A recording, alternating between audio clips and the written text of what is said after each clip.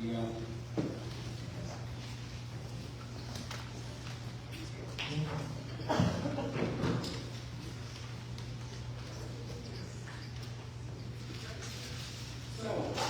I am Quincy Howell. I'm the former managing editor of Gulf Coast Media, your newspaper here in Baldwin County. I also spent the last 6 years as the director of constituent services for the Baldwin County legislative delegation, which can loosely be translated as I'm from the government and I'm here now. So now I'm in Baldwin County. I'm not conflicted out on any of these. And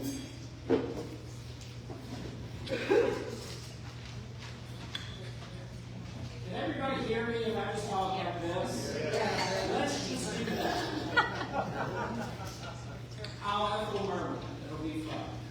All right. So today, the Baldwin County Commission votes on and controls items that have a major effect on each of our daily lives and the future of this county, including roads and infrastructure, storm response, budgets, planning, and economic development. So this forum will test how these candidates will think and react from within that political group. We will have several scenario-based questions today, and time limits will be enforced, and each candidate will have one rebuttal during the main scenario question round if you choose to. So candidates, thank you for being here. Audience, thank you all for showing up and caring enough to be here to participate in your democracy. I do ask that you hold all applause, cheers, boos, jeers, rotten fruit until the end of the meeting. All right, everybody ready? Your two announcements, the two missing. Oh, two missing ones. Angelo Fermo in District 2 gave us a rest that he was unable to be here, and Commissioner Underwood sent a text message. Please thank the SBRW for hosting this forum. I regret I cannot be there in person, but I'm in Washington, D.C. at the National Association of Counties Legislative Conference representing Baldwin County, and she's met with a number of people there, including the Gulf Coast Regional Forum, which is the caucus of the Gulf Coast counties, and parishes to talk about how we use our disaster resilience money. She's got meetings with Congressman Moore staff, Senator Druid staff, Senator Thompsonville's offices, and she's also meeting with several other legislators while she's up there. And if you would like to read her full response, I can have it for you later, but let's get it running. All right, lightning round. Everybody will get the same questions. You will have 30 seconds. Commissioner Ball, we will start with you. What is the biggest issue facing Baldwin County that the Commission actually controls, and what do you plan to do to address it? Can you introduce yourself first? Please, sir. Introduce yourself first. Yeah, my name is Commissioner Jim Hall. I'm a Baldwin County Commissioner, currently serving in District 1. This is my 8th year in office. Seeking re-election to that seat. All right. What is the biggest issue facing Baldwin County that the Commission actually controls, and what do you plan to do to address it? Yeah, so that's pretty easy. When I look outside the window here, you see a lot of traffic riding down the road. So I think infrastructure is definitely an important aspect that the county commission actually has control over. I think we do a great job with our highway department and all of our staff, and looking at ways to better serve the county when it comes to infrastructure improvements. We've run several new programs that are helping us partner with municipalities and being able to do infrastructure projects within the city limits, and partner with several municipalities that are represented here today that already stood up to speak. We've got projects going on with those guys. So infrastructure improvement, especially moving people east to west in this county, is very important, and also especially during hurricane times, evacuation routes. So that's why we've also put all Beach Express up on the whatever you call it, it's on the list of things to do. We're starting that process all over again. So to me, infrastructure is one of the most important things that we need to address that the commission actually has control over.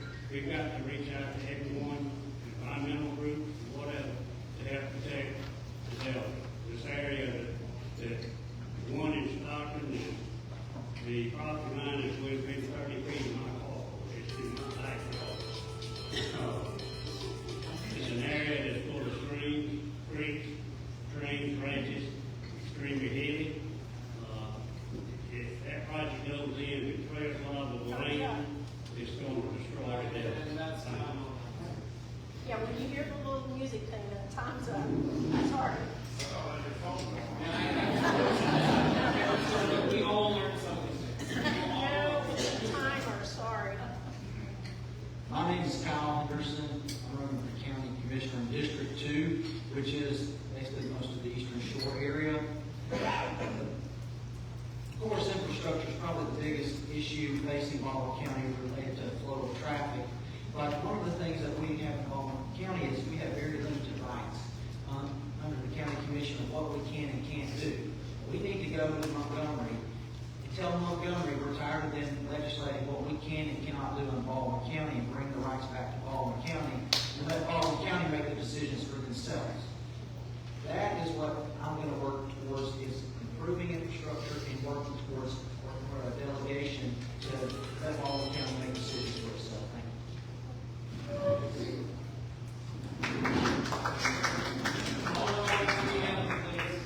Hello, I'm Kevin Brown, President of the Chair. I'm running for District 3, which is in the center of the county, against Bill Joe Underwood and my friend here, Bill Dembowski. I do, can you hear? Waving hands. I think there's many different things that are important, and I struggle to hit on just one of them. Infrastructure, definitely. You're talking about different departments within the county, some that overlap into the state, DHR, stuff like that. I would say the ones that we could affect the most probably would be infrastructure. We need to focus on, a lot of people think we should be 4-lane roads. 4 lanes probably not going to be your answer. It's probably going to be more like more roundabouts, more turn lanes coming on. I know some people don't like roundabouts, but and also creating new roads. There's several roads in my district that I could easily think of that would extend from Silver Hill to Walmart and Robertsdale. If you do some cut throughs there, that would relieve a lot of problems. And time. Mr. Dembowski, same question. Hello, my name is Philip Dembowski. I'm running also for District 3 County Commission. And right off the bat, the thing that I think that the County Commission affect the most besides the infrastructure of the roads, but things that create the infrastructure problem, which is the kind of out of control development of our different subdivisions that are coming and other projects that affect our area to create the increased population and the infrastructure problems. And my goal would be to try to figure out a way to have that basically impact studies, have a prepayment situation where those developers have to lay down the infrastructure, like the roads, the impacts, the environmental studies, and all that has to be done prior to breaking ground. That's what we need. Thank you. My name is Brett Barr, and I'm running for County Commission in District 4. And I live in Magnolia Springs. And I grew up, I graduated from Auburn, and I've been working for Baldwin Engineering for the last 30 years. Well, I retired 5 years ago. And the three main things that I keep hearing from everybody in my journey around the county is solar fields, growth, and infrastructure. And infrastructure and growth go hand in hand. We get a handle on growth and get our infrastructure in place before we allow the growth that will fix both. As far as the solar fields are concerned, I think that obviously that is a location for the solar field. I think all of us agree with that. Time's And up. there may be a question about that that comes up later that you can further Thank you.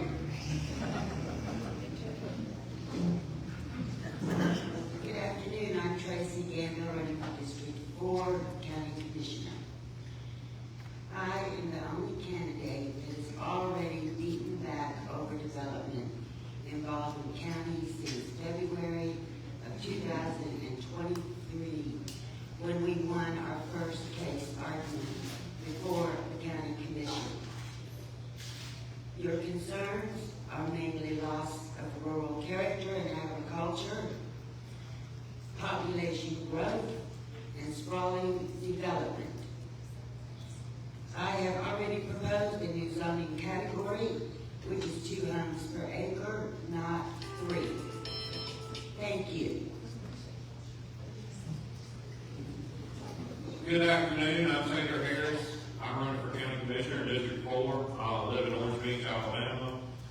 Married to my wife Sarah. We got one child. His name is Jay, or John Carl Harris IV. Please call me Taylor. So the most pressing issue that I see is, others have alluded to, is infrastructure and growth. What can we do about it? We need to take and look at bonding money. I can't do anything by myself. All I can do is work with the other people that are up here, and we can all work together to make Baldwin County a better place, move it forward, and accelerate the infrastructure improvements that we desperately need here in the county. Take care of our constituents and listen to the people that are here voting for us. Mr. Taylor, why don't you say something, and we'll just go to reverse order for this next question. Describe your leadership style in a word or short phrase. My goal is simple: move Baldwin County forward responsibly while protecting our community. Our community is what's important to everyone here in this room, and we have to protect that, whether that's through infrastructure, whether that's through growth planning, whether that's through long-term range planning. So protecting everyone here in the room, protecting what makes this place special. Every place is unique. You go from Magnolia Springs to Monsecure to Fort Morgan up to Stockton. We have lots of little pockets of communities, and they're great, and all are unique. Let's protect each and every one of them to our fullest. Thank you, Cliff. Hold on, Tracy. You can have your more. There you go, Tracy. At Start the over. time, my guiding principles are honesty and integrity. I will listen to the people of this county. You are so important, and you know best what you need in your community. I will take your calls, meet with you full-time, not part-time. Thank you.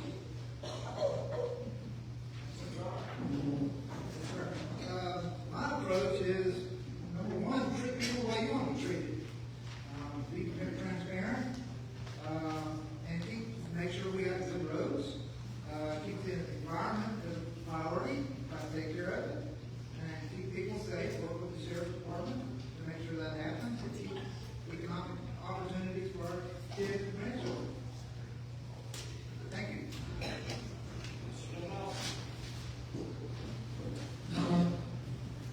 My idea of leadership is basically one, lead by example. You never ask anybody to do something that you would do yourself. And realize that we're all citizens, we pay taxes, basically on you. And I want to do the best for you. So do the best for you. Thank you. Again, Kevin Brock. My leadership style, I would say, is probably service driven. I spent time in the military, I spent time in law enforcement, I spent time teaching at the college level. And, I believe that leads to a specific service type driven leadership. But to put it in one line, it's kind of hard to put it all in one line. But discipline, service first leadership, focused on accountability and practical results.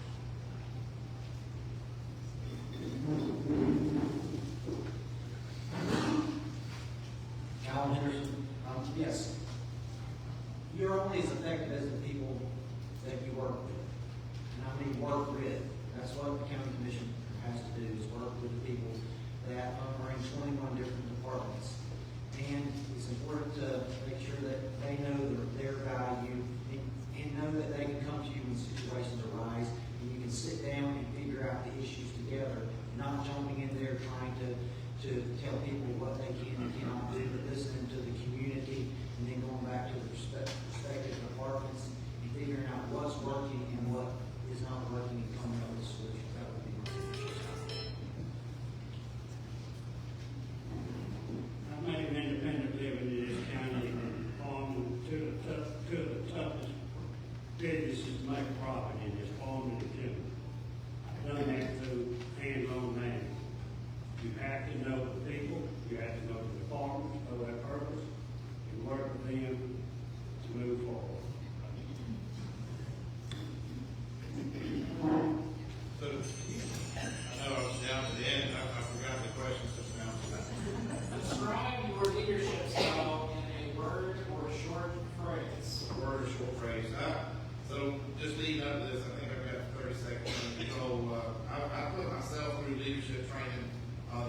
me, 2-year course, and I learned a couple of phrases in there that stuck with me for the rest of my life. The first one is "so what, now what." That's what I live by. And the second one is I can do nothing by myself, but together we can accomplish anything. We will now move on to the main scenario rounds. In these rounds, we will have 40 seconds each to respond. Not every person is going to respond to every question. You've been categorized in these, but each of you will get to answer at least 2 of the scenarios. So, we're starting with you, so you can hold on to that. And, some of you guys, I think maybe a few of you have heard of this thing. I've been in Lee County, so I was unaware. But apparently there's been a large-scale solar project that has been approved near Stockton. With the state level, with very little notice, triggering backlash over wetlands, rural land use, transparency, and just general discontent across the county. As a county commissioner, what is your role when a project like this bypasses local control? And what specific steps would you take to protect residents while engaging with the state, the developer, whatever entity you can? Mr. Ball, you have 4 seconds. Right, and I don't have 40 seconds to read all of this that I printed out of what we can and cannot do. But long story short, I think having a good working relationship with our partners in Montgomery has got to be #1 in priority to be kept up to speed on things like this. Whether it's having somebody that stays in touch with the Public Service Commission for us on huge projects like this is definitely much needed. I think just the lack of communication is broken down somewhere between here and there. What we can do is we treat this project just like any other development that will come through the county, and it will go through all the vetting processes that any project will go through. Permitting, and stormwater runoff. Mr. Cox, same question. I would have to agree with Paul on partnering with other agencies, state, local, whatever. One of the things I like to look back in history, what's happened in the past. Several years back, there was a similar project where New York got to go. County Commission put a 180-day moratorium on it all the time. This project is moving extremely fast. We don't have a lot of time to stop. I think if the commission could do that, that may slow it down, buy us enough time to stall this project. That's the only thing I see to do. Mr. Henderson,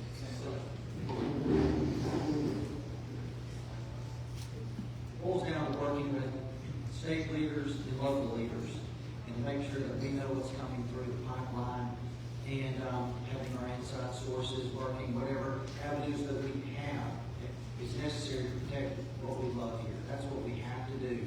We have to have ears and eyes everywhere possible. And that's one of the things that I'll be concentrating on. And also speaking, there's some stuff going on that we can't speak about right now and try to slow this down, but hopefully that does come to fruition. But to make it public, we do not need to do that.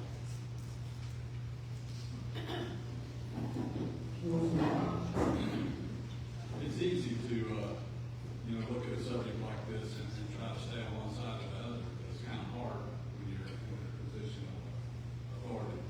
What the commission can and can't do about it, that's still up in the air. There's some ideas, like I said, we can speak about a lot of them. But one easy way to do it is look at other locations that's already done it before. Right? There's specifically Tennessee, they have a situation right outside of Nashville where they did the same exact thing, and they're having problems now. However, it's complete with mud runoff and stuff going on with some wetlands surrounding it. So we're looking at other cities and talking with other city delegates to find out, what the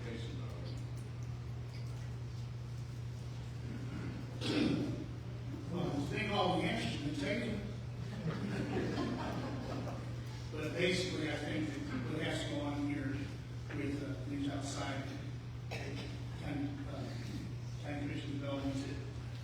We definitely need to have some sort of investigation into what possibly happened environmentally and bring the EPA and things like that. There are probably behind the scenes going on right now, which is just generic what I'm saying, but come in and basically stall this thing until we can stop it. And that's from a point of view of the Baldwin County citizen.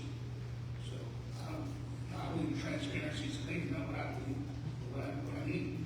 We need to stop. Thank you. All right, and that is the group for that question. I'm sorry, Mr. Brewer. We're going to move on to our next question. If you would like to pull up Chris Elliott and answer the question that you want to answer, not the question I asked, we will work on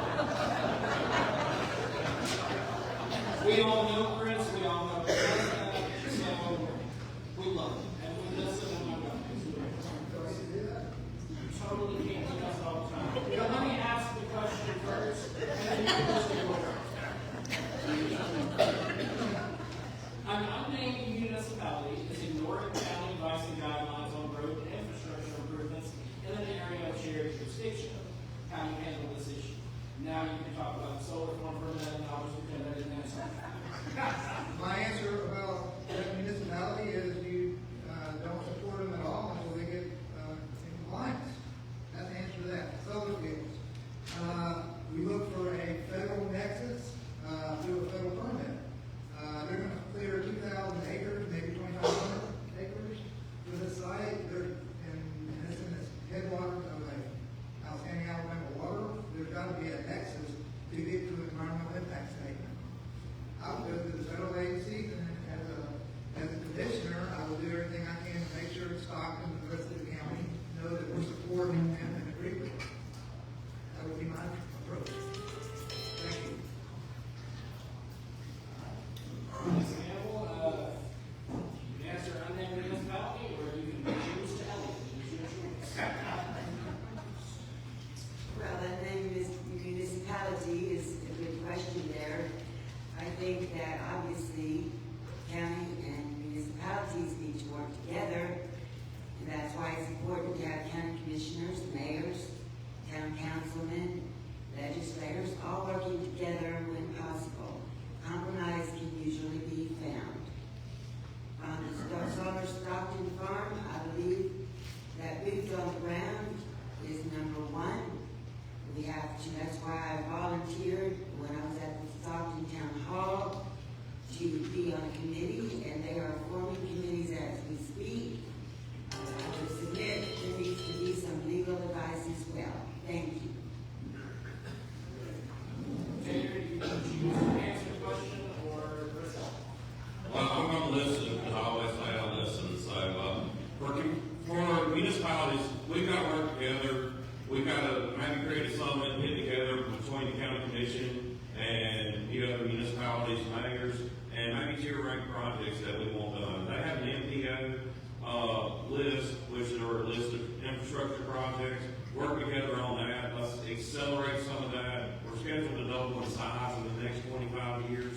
So we're really going to have to work together, because these cities are going to grow and the county's going to shrink, and we've got to work together. As far as the solar farm, there's a lot of ways that we can try to hinder it, and I think that's the best route that we can possibly take at this point in time. So, thank you. All right. Mr. Henderson, if you wouldn't mind answering the unnamed municipality is ignoring county advice and guidelines on road and infrastructure improvements in an area of shared jurisdiction. How do you handle this issue, sir? Like it's been repeated before, we work with local government. Senate Bill 71 just recently passed our state legislature, which affects our drinking water.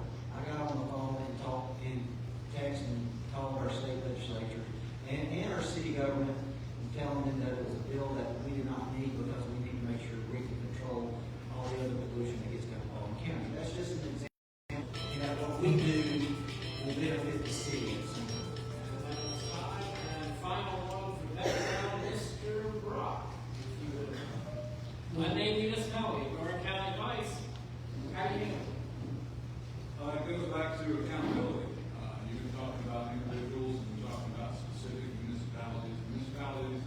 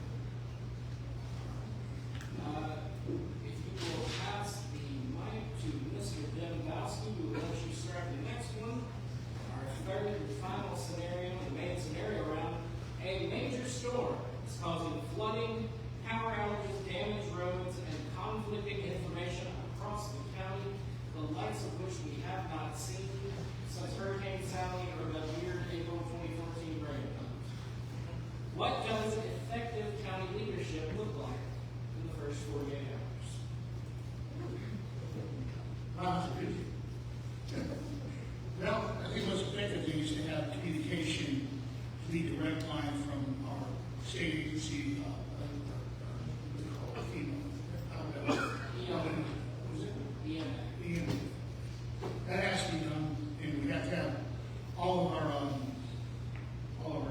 law enforcement in lockstep with the information coming out of that, and make sure that we have information so we can have coordination to take care of people that might be in places of danger or injury, and also, and make sure we also have public safety.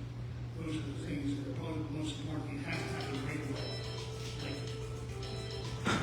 Mr. Gar, same question. We have big storm. Big storm, Hurricane Sally, April 2014 rain event. We're launching boats from like the Fish River Bridge into the river.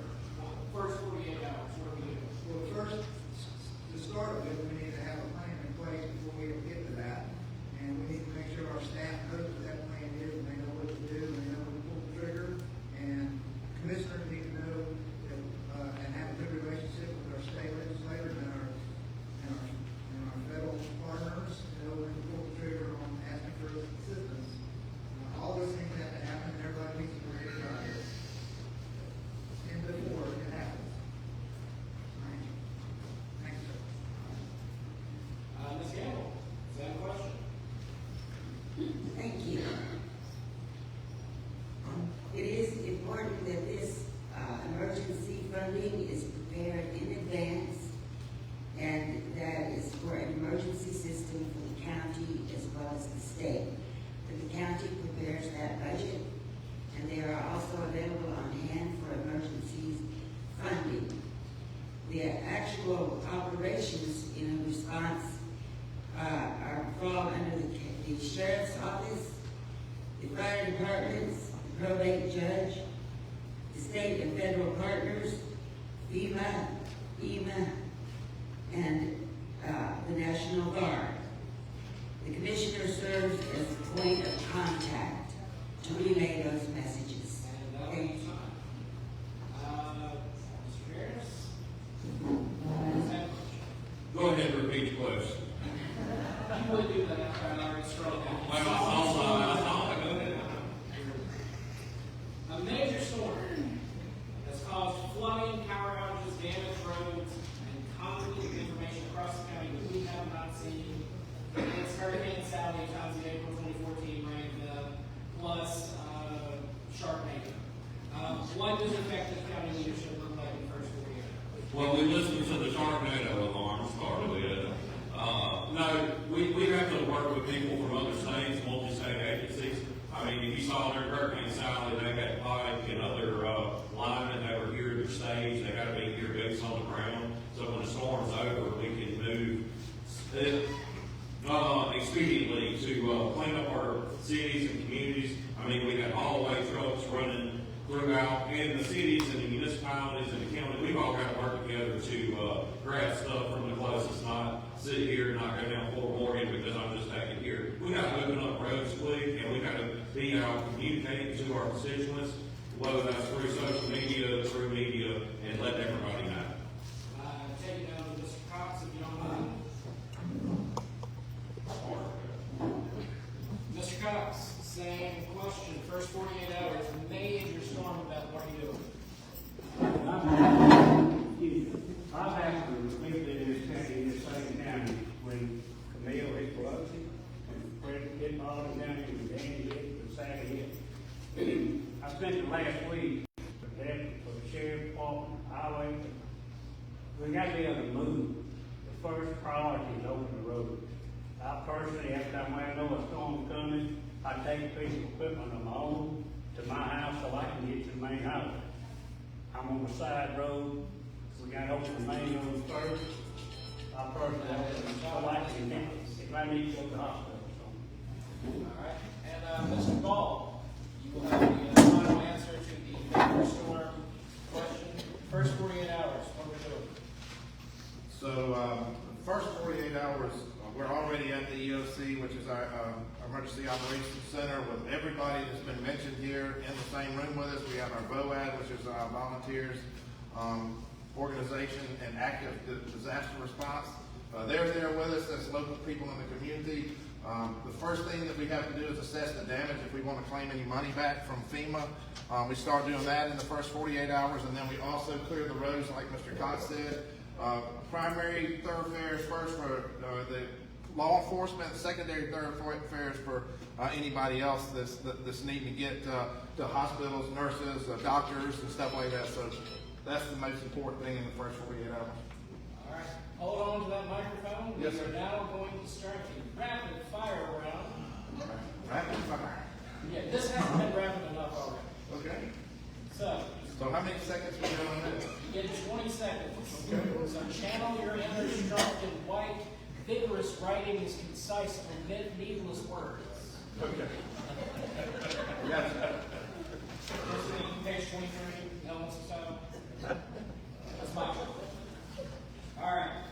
County revenue drops unexpectedly. You cut services, delay projects, or raise taxes. How do you decide? 20 seconds, jump on. I think you would have to, in 20 seconds, this is going to be tough, but you're going to have to go through the budgetary process.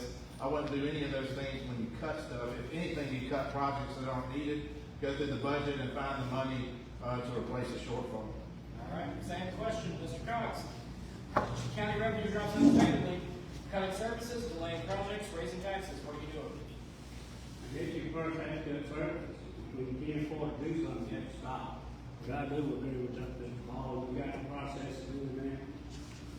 That's a tough question. That's why I asked. I personally fell in that situation from home business. You have to be busy. I've been to all the stuff and services. I'm here to cheat.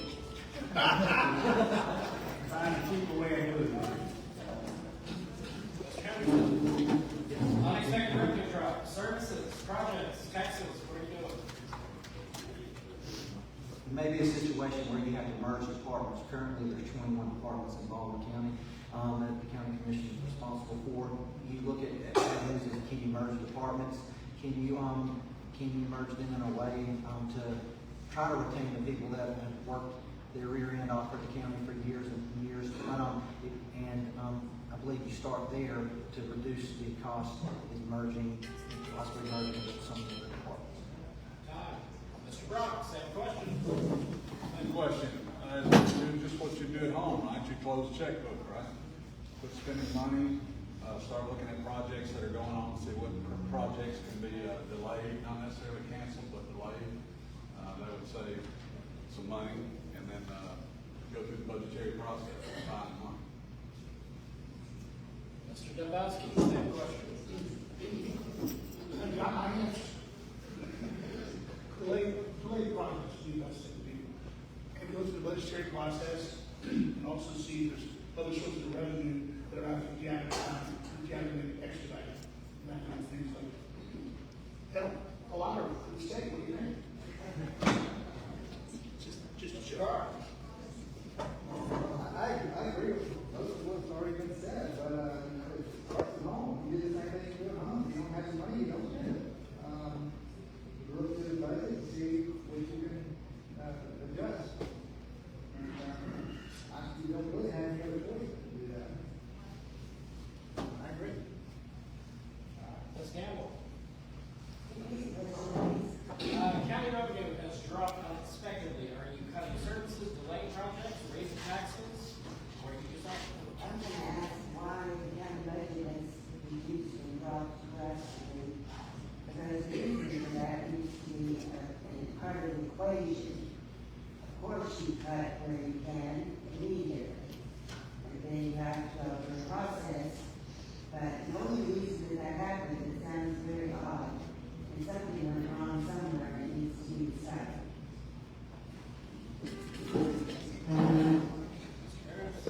So I think you plan ahead is what you would do. You plan ahead as an emergency rainy day fund. So, and prioritize your core expenditures that you have. Relook at the budgetary, but as long as you've got your rainy day fund and you can set aside and say, hey, we can run normal for the next year or two, depending on what that budget looks like, then you can keep your services as they are, and then maybe, not do as low tier projects and kind of bring those back later when revenues come up. All right, and the the couch cushions for change. You never know. All right, Taylor, you keep holding that mic. Let's try the opposite of the last questions. Tourism-generated sales tax revenues have spiked unexpectedly. This is one-time windfall money. Where are you investing these funds for long-term benefit and why? Well, one, as I just alluded to, creating rainy day fund or emergency fund with that one-time spike. The other is we've got to work on our infrastructure and improvements. We got to go and say if we got any left over and go and make what's best for our constituents here in the county, improve the major corridors east and west, and focus on us. And say thank you to the tourists that brought all this money to us. Same question. Let's get it. And that, did I give you a sufficient reason as to why the new money exists? Tourism generated sales tax. We have a bunch of this. This is one-time windfall money. What are you doing with it? Municipalities that are along coastal areas have a lot to do with how that money is spent, as well as the county. Portions go to each of the excess or even time excess of any county funds that are generated from tourism. So obviously, we've got to work together to decide how best that money should be put to use. And that's my answer. Same question. Y'all are all getting this question. What I'm gonna do is I'm gonna bank it and see if I can't put all that interest and work on some of the infrastructure projects we need to do. And, use the principle on a big project like a BD Express at some point in the future. Hopefully I can get more than just that site out of it. Mr. Jambowski. Well, first thing I have to do is basically secure that money, make sure the state can't get any more of what they do now. And keep it for us down here in Baldwin County. And also put a rainy day fund away like Kate said. And like Brett said, make some money off that rainy day fund with some interest. And then find the most needed project to be done. We have that done. That's what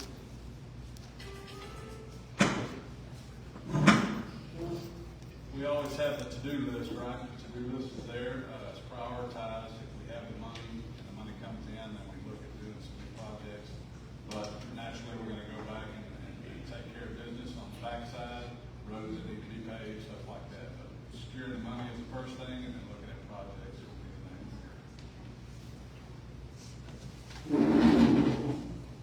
We represent the citizens of Baldwin County.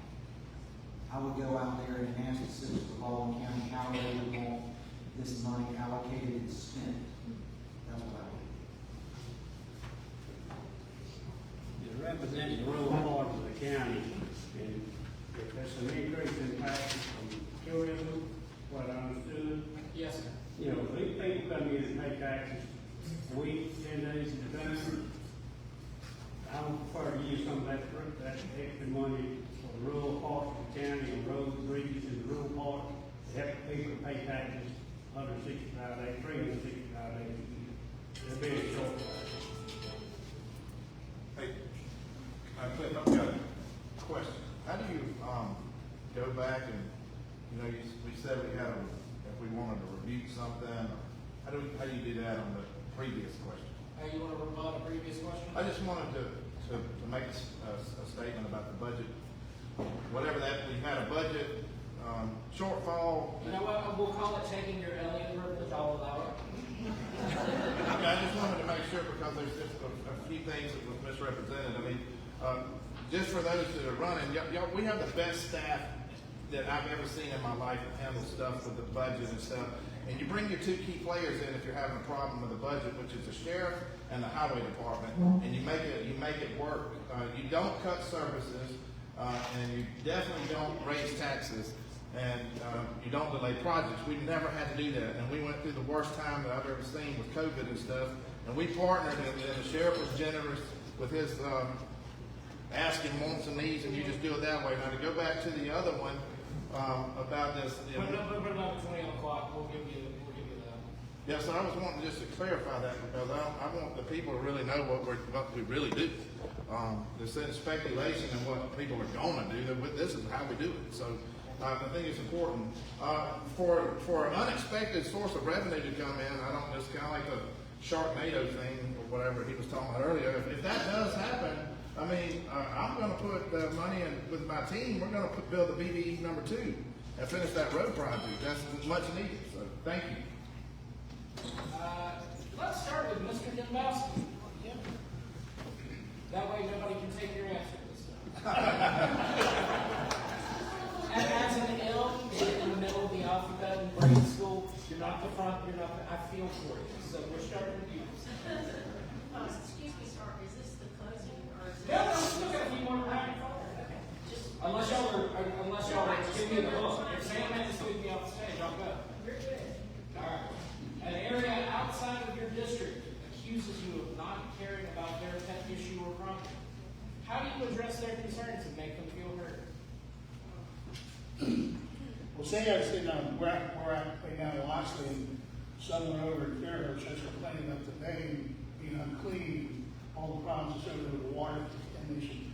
I definitely go over there, first of all, get with the county people, get the Fairhurst people, get together with them, and try to figure out a solution, one, what we can do. Also talk to citizens over there in city government, try to find solutions to this. Basically, address what's needed where it's needed. Thank you. All right. Mr. Gar, same question. An area outside of your district accuses you of not caring about their pet issue or problem. How do you address their concerns and make them feel heard? So your District 4, we'll say it's the people of Little River. Well, the one thing that I would say that came out of the solar fields in Stockton, it showed the whole county coming to help Stockton, and I was very proud of that. And I would do the same thing if it was anywhere else in the county. If whoever's elected, this group, they're representing the whole county, not just representing their district. I think it's given that we have to do that. We're all coming out of the same pot of money. All right, we'll call that time. Let's go to Mr. Brock. We'll just ping pong back and forth. That way. An area outside of your district accuses you of not caring about their pet issue or problem. How do you address their concerns and make them feel heard? For you, let's say Barnwell. Barnwell. Well, naturally, I would go see him. I can tell you, I've had a lot of conversations in the county with this campaign, and most of I would say the consensus of most people, they don't feel like they have a voice. They don't feel like they're being heard. So I can relate to the question, and basically I would take the time to either call or even go out there and see what their issue is. Also, I would engage the commissioner that belongs to that district, and we would both go out. So. Ms. Gamble, same question. We're going back and forth across the table because I want to make it difficult for y'all to pass the mic back. So, area outside of your District 4, so you're going to have to deal with Montrose. I would, first of all, get with the commissioner who is in charge of that district, who lives in that district, I should say. I would get with all the commissioners because we all represent the entire county.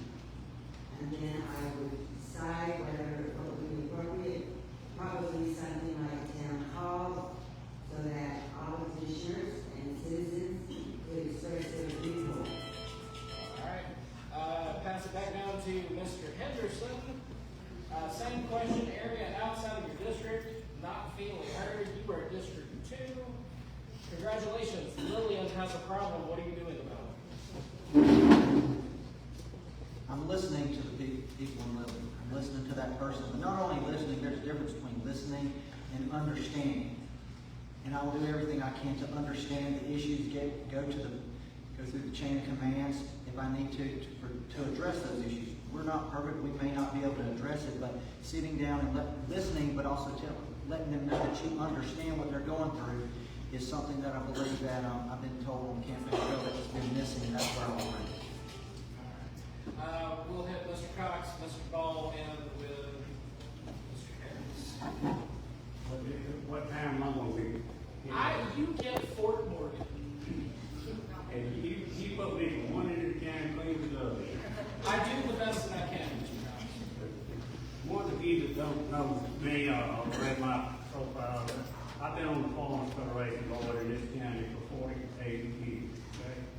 I work with landowners from one end of the county to the other. I have friends and know people in every district, every part. For 40, that's a pretty historic district.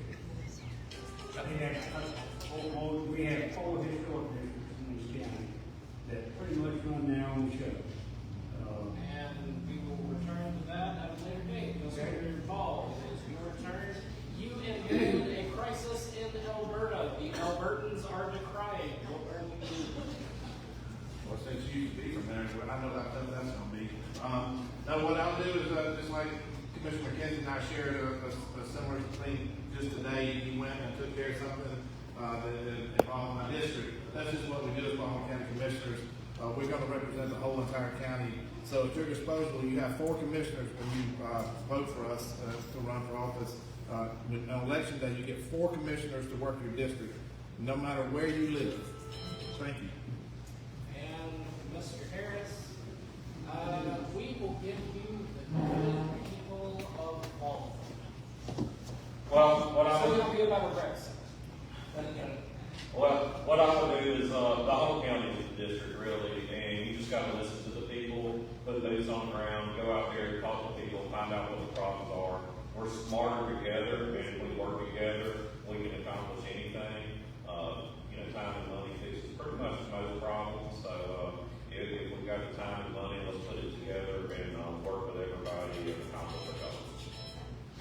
All right, let's start with Mr. Henderson this time. There is a social media backlash after citizen journalists have targeted the commission and your office over a controversial vote. Your District 2, so it would be Paul Rill. How do you respond? There's been social media backlash after your office has been targeted on social media by citizens and citizen journalists. Your Commission District 2, so it would most likely be Paul Rill of the River Report. How do you respond? I believe any situation like that is a broad question. You have to do it on a case-by-case basis. That's how I was trained as a lawyer, to review things on a case-by-case basis and make a response accordingly. So how I would respond, to be honest with you, at this point in time, based upon that question, I do not know. All right. I'll tell you what. Actually, we need to ask for your help. Oh, Lord, yeah.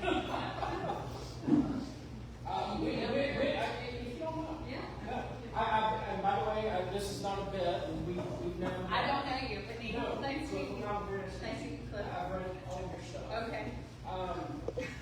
Give me a more focused question they can answer from your perspective as a citizen, if you don't mind. Yeah, no, absolutely. Absolutely, no, you're good, this is great. I think I liked your question, but I want to rephrase it a little bit.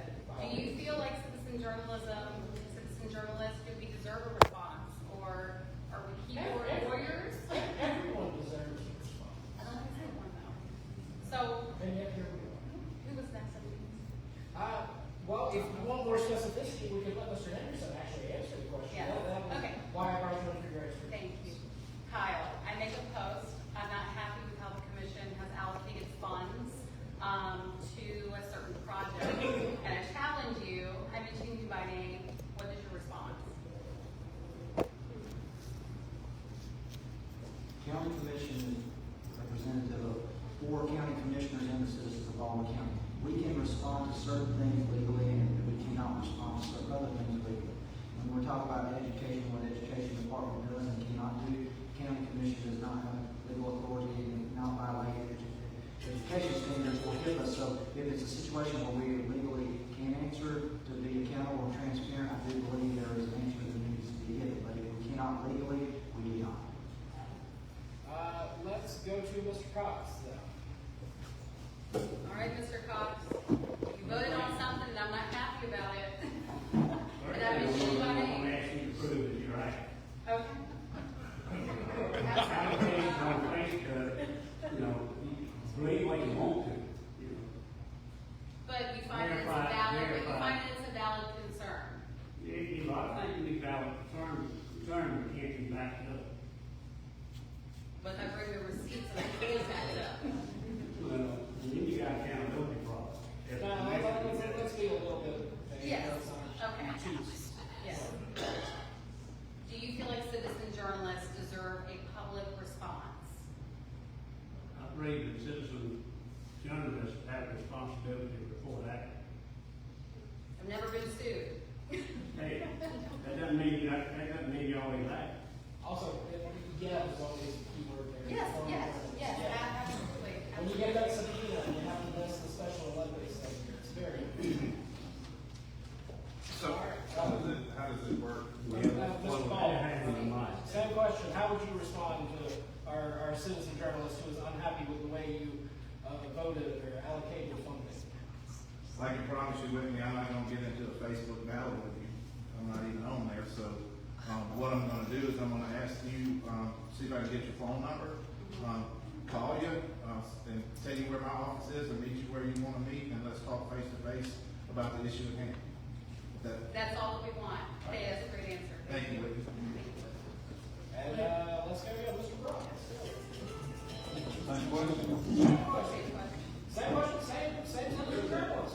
There's a process for everything. I tell you, like, my daughter's probably the most social media nut that I know, right? And, I tell you, like I tell her, we don't respond on Facebook. You know, your response should be orderly, especially at this level. There's a process for it. You get a podium right there at the county commission. They have a time at the end of every meeting where people, citizens can come up and say whatever they want to say. And then you get the response of all four county commissioners. Mr. Dombrowski. Well, I'm gonna Mr. Blunt, first thing, what's the veracity of the statement, and I think everybody has a right to ask any question, we're in America, we see the battle for having censorship in every kind of way, for our country to, everything from wokeism to whatever, so I think the questions that ought to be asked, is whether it's appropriate to be answered, and that's the issue, it's not appropriate to be answered, there's no answer, it's appropriate to be answered, but that's what Ms. Paul said, it was, make an entree into the person who did it and see if you fully understand it. Same question. I would acknowledge the questions on Facebook, and like Jim said, I would say, I would like to meet you and discuss it face to face, but I'm not gonna get into back and forth on Facebook. And I would message you, say, I need your number, and you can meet me. Well, I want everybody to know that I'm calling for something. Yes. But then, beyond that, we'll be perfect person. Perfect. Ms. Tracy. I would say copy what Commissioner Ball said, copy what Mr. Barr said, and absolutely, I think it should be acknowledged and addressed. And that should be more on a private basis, I believe, one-on-one, or with the county commissioners if it's a county commission issue. Thank you. Jada? Yes, so for me, I believe in the First Amendment, first and foremost. So citizen journalists or any journalist for that matter needs to be responded to. If I made a decision that you disagreed with, my job as a county commissioner is to explain to you why I made the decision I did. And there may be some information you don't have that we may have, but I would be happy to share that with you and sit down and listen to you. Awesome. Thank you. Thank you. Nice to meet you.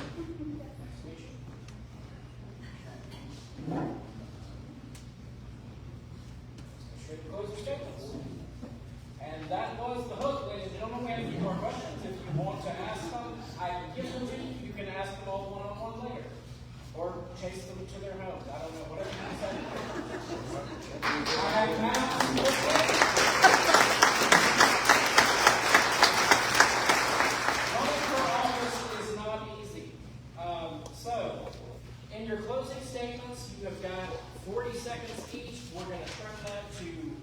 25 seconds because we're getting late and people are getting back to work.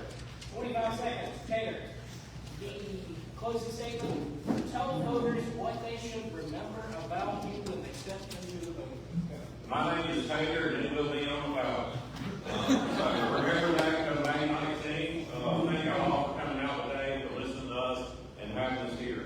I will fight for you first and foremost. I will support our law enforcement to their fullest, and I will listen to our citizens and do what you want me to do and what you elect me to do. Thank you all.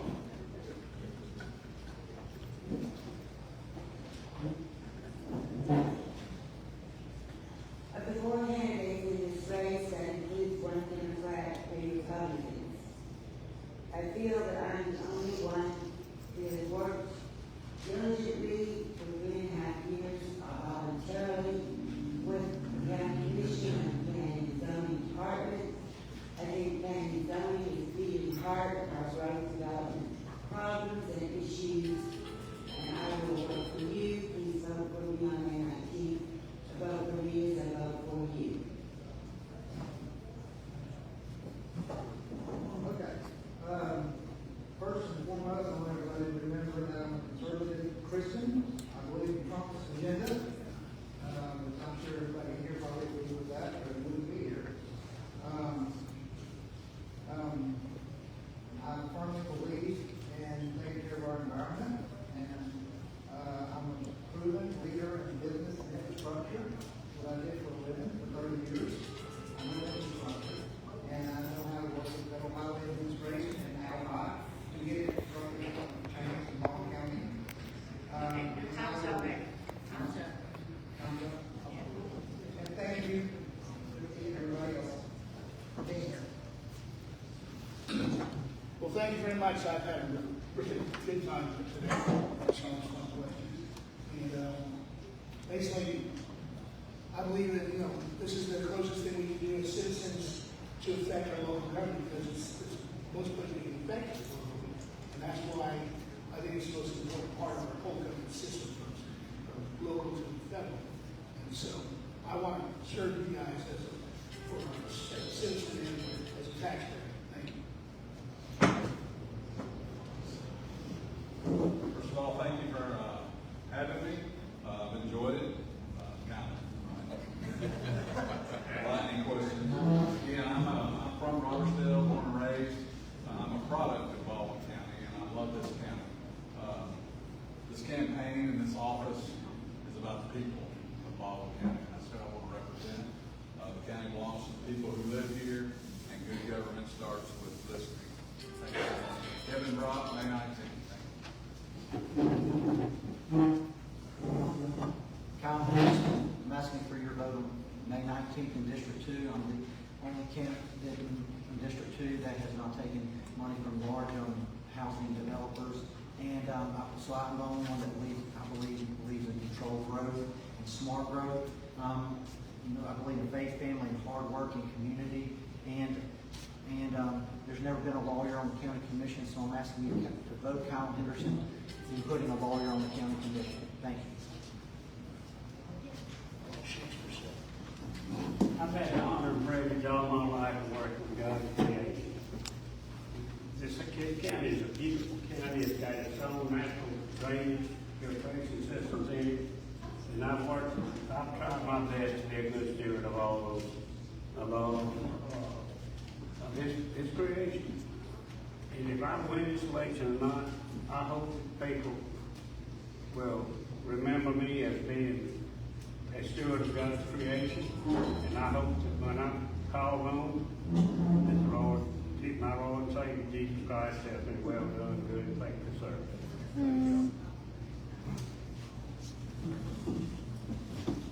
And so I have knowledge and the understanding on how to do this job effectively.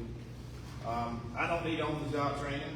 I've been here for 8 years, and I think somebody needs to stay in position to steady the ship and lead some of the new folks in a new way of governing, because it's going to take 2 years to learn how to be a commissioner.